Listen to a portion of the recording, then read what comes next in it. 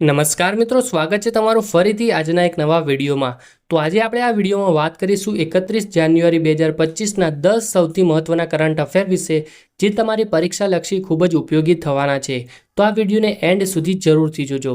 પ્રશ્ન નંબર 1, તાજેતરમાં આંતરરાષ્ટ્રીય સરસ્વતી મહોત્સવનું આયોજન ક્યાં કરવામાં આવ્યું હતું? તો મિત્રો જવાબ આવશે ઓપ્શન નંબર સી, હરિયાણા।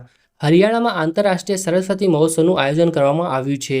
આને લગતી કેટલીક મહત્વની જાણકારી લઈએ તો આંતરરાષ્ટ્રીય સરસ્વતી મહોત્સવ 2025નું આયોજન એ 29 જાન્યુઆરીથી 4 ફેબ્રુઆરી વચ્ચે કરવામાં આવશે।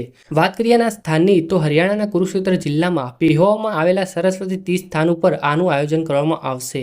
આ ઇવેન્ટ એ હરિયાણાની સમૃદ્ધ સંસ્કૃતિ, કારીગરી અને પરંપરાગત વારસાનો અદ્ભુત સંગમ છે। આનો મુખ્ય ઉદ્દેશ્ય એ પ્રવાસનને પ્રોત્સાહન આપવાનો અને સ્થાનિક કારીગરોને વૈશ્વિક પ્લેટફોર્મ પૂરું પાડવાનો છે। આ 7 દિવસીય ઉત્સવ એ ગીતા મહોત્સવની તર્જ ઉપર ઉજવવામાં આવી રહ્યો છે અને આમાં સહભાગીદાર રાજ્ય છે રાજસ્થાન।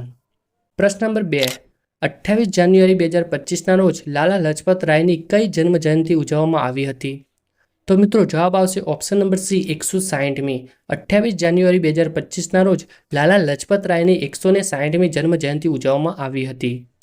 તો લાલા લજપત રાય વિશે કેટલીક મહત્વની વાત કરીએ તો લાલા લજપત રાયની જન્મ જયંતિ એ 28 જાન્યુઆરીએ ઉજવવામાં આવે છે અને તે પંજાબ કેસરી અને લાયન ઓફ પંજાબ તરીકે ઓળખાય છે।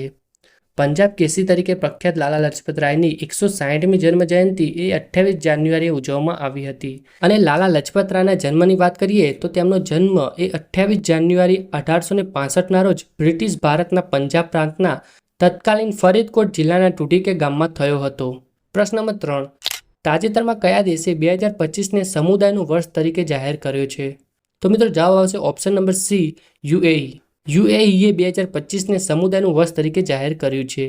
તો સંયુક્ત અરબ અમીરાતના રાષ્ટ્રપતિ શેખ મોહમ્મદ બિન ઝાયદે 2025ને સમુદાયના વર્ષ તરીકે જાહેર કર્યો છે, જે સમાજમાં એકતા અને સમાવેશને પ્રોત્સાહન આપવા માટેની એક રાષ્ટ્રીય પહેલ છે અને તેના માટે એક સૂત્ર પણ તેમને આપ્યું છે અને આ સૂત્ર છે હેન્ડ ઇન હેન્ડ। પ્રશ્ન નંબર 4, કયા દેશમાં પશ્મિના ઉત્સવનું પ્રથમ વખત આયોજન કરવામાં આવ્યું છે? તો મિત્રો જવાબ આવશે ઓપ્શન નંબર ડી, નેપાળ। નેપાળમાં પશ્મિના ઉત્સવનું પ્રથમ વખત આયોજન કરવામાં આવી રહ્યું છે। તો આના લગતી કેટલીક મહત્વની વાત કરીએ તો જાન્યુઆરી 2025માં કાઠમંડુમાં સૌ પ્રથમ વખત પશ્મિના ફેસ્ટિવલનું આયોજન કરવામાં આવ્યું છે। નેપાળ પશ્મિના ઇન્ડસ્ટ્રીઝ એસોસિએશન અને કોફેડરેશન ઓફ નેપાળી ઇન્ડસ્ટ્રી દ્વારા પ્રથમ 3 દિવસીય આંતરરાષ્ટ્રીય પશ્મિના ફેસ્ટિવલ કમ એક્ઝિબિશનનું આયોજન કરવામાં આવી રહ્યું છે। આ કાર્યક્રમે ચિયાંગ્રા અથવા પશ્મિના બકરામાંથી મેળવેલ નાજુક અને હળવા ગરમ કુદરતી રેસા તરફ ધ્યાન દોરે છે। પ્રશ્ન નંબર 5, તાજેતરમાં WHOએ જ્યોર્જિયાને શેમાંથી મુક્ત જાહેર કર્યું છે? તો મિત્રો જવાબ આવશે ઓપ્શન નંબર એ, મલેરિયા। WHOએ જ્યોર્જિયાને મલેરિયામાંથી મુક્ત જાહેર કર્યું છે। WHOના બહાર પાડવામાં આવેલા ડેટા અનુસાર યુરોપિયન પ્રદેશનો તુર્કી એકમાત્ર એવો દેશ છે જ્યાં હજુ પણ મલેરિયા એ અસ્તિત્વ ધરાવે છે।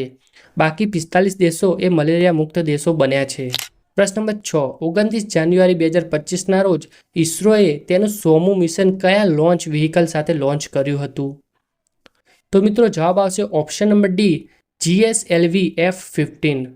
તો 29 જાન્યુઆરી 2025ના રોજ ઇસરોએ તેનું 100મું મિશન એ GSLV F-15 લોન્ચ વ્હીકલ સાથે લોન્ચ કર્યું છે। આના લગતી કેટલીક મહત્વની જાણકારી લઈએ તો ઇસરોએ તેનું 100મું મિશન એ 29 જાન્યુઆરી 2025ના રોજ લોન્ચ કર્યું હતું અને વાત કરીએ ક્યાંથી લોન્ચ કર્યું તો સતીશ ધવન સ્પેસ સેન્ટર હરિકોટાથી આ લોન્ચ કરવામાં આવ્યું હતું અને આ મિશન હેઠળ NVS-02 નેવિગેશન સેટેલાઇટ લોન્ચ કરવામાં આવી હતી, જેનું લોન્ચ વ્હીકલ હતું GSLV F-15। વાત કરીએ મિત્રો ઇસરોની તો ઇસરોની સ્થાપના એ 1969ના રોજ થઈ હતી। તેનું હેડક્વાર્ટર એ બેંગલુરુ ખાતે આવેલું છે। અધ્યક્ષની વાત કરીએ તો તેના અધ્યક્ષ છે વી નારાયણ, જે 11મા અધ્યક્ષ છે ઇસરોના અને રોકેટ મેન ઓફ ઇન્ડિયા તરીકે કે સિવાન ઓળખાય છે અને ઇસરોનો મોટો છે space technology in service of human kind.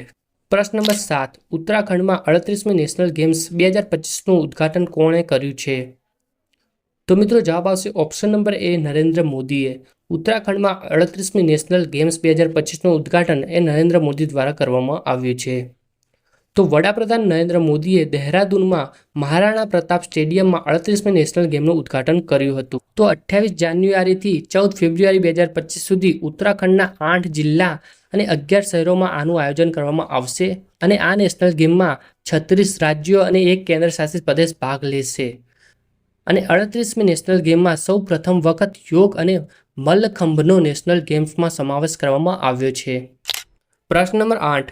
2027 સુધીમાં આસામની બીજી રાજધાની કઈ હશે? તો મિત્રો જવાબ આવશે option number D, Dibrugarh. Dibrugarh એ 2027 સુધીમાં આસામની બીજી રાજધાની હશે.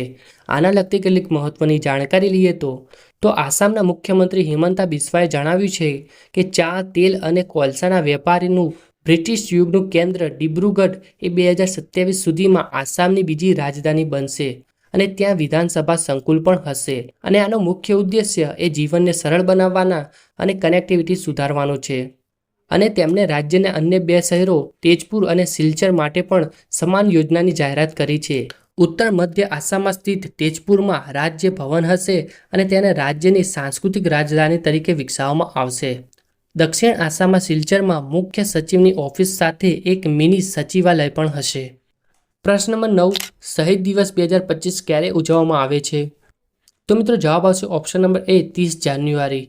30 જાન્યુઆરીના રોજ શહીદ દિવસ ઉજવવામાં આવે છે. તો મહાત્મા ગાંધી તરીકે જાણીતા મનમોહનદાસ કરમચંદ ગાંધીની પુણ્યતિથિ નિમિત્તે 30 જાન્યુઆરીએ શહીદ દિવસની ઉજવણી કરવામાં આવે છે.